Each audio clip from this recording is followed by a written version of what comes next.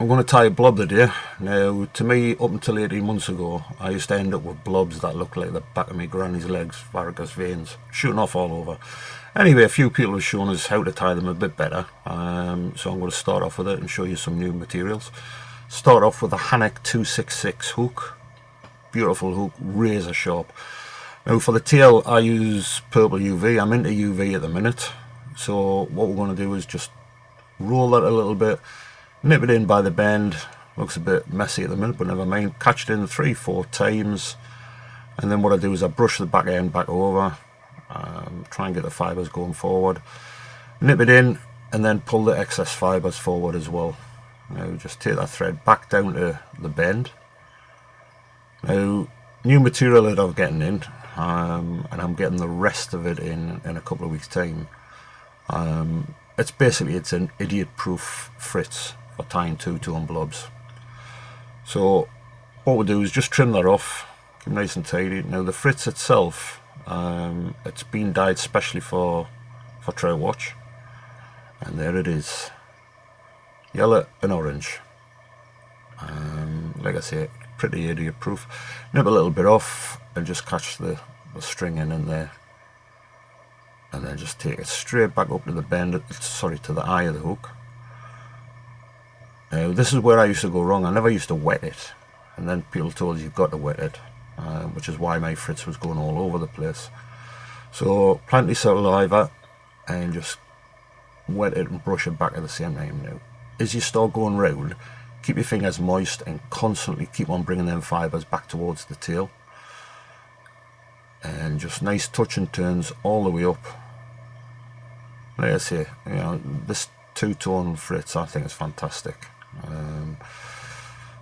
Should have a few colours in it, black and green, black and orange, whatever. So take a nice touch and turns all the top, and just make sure you're pulling the fibres back off the fritz all the time.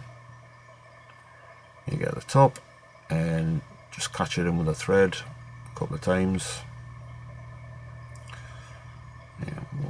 4 turns should be enough. Nice pair of sharp scissors, and just cut the stump off the end. Now at this stage it's still looking raggy, it's still going all over. So again, start wetting your fingers and brushing it back, and eventually you'll start to get the fibres there. Just nip it in a little bit just to keep the fibres back, and then just build the head up a bit. Now at the minute it's still looking quite raggy, but wouldn't worry about that.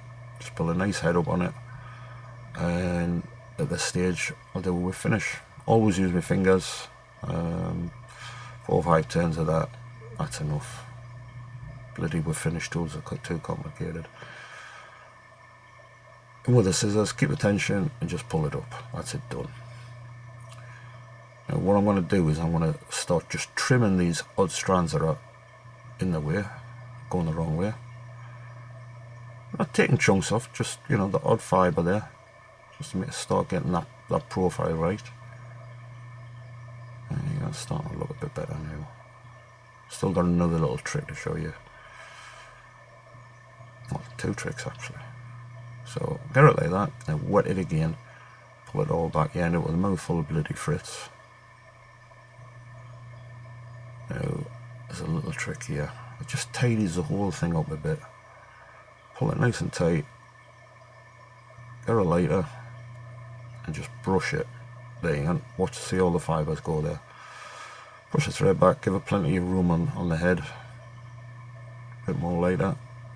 It just gets rid of all them raggy edges of the eye of the. So at that stage I'll then put some, I use super glue on them. People use varnish, I use super glue. Just find it a lot easier. Stops the fish riding it apart. Now this bit is where the next trick come in, and I've just been doing it a couple of weeks. Again, wet the fly and get an old business card or something, or a tube. Get it the right thickness, roll it up, there you go. What you do is while the fly is wet, push that over, click it out the vise, just push it in. Just leave it to dry. And what you end up with is, once it's dried, I'll show you one I've done earlier, sounds like Blue Peter, but never mind. This is one that I done earlier. It's dried, and look at where the fibres are lying back nicely there. So I'm looking forward to fishing my blobs now that I can tie them.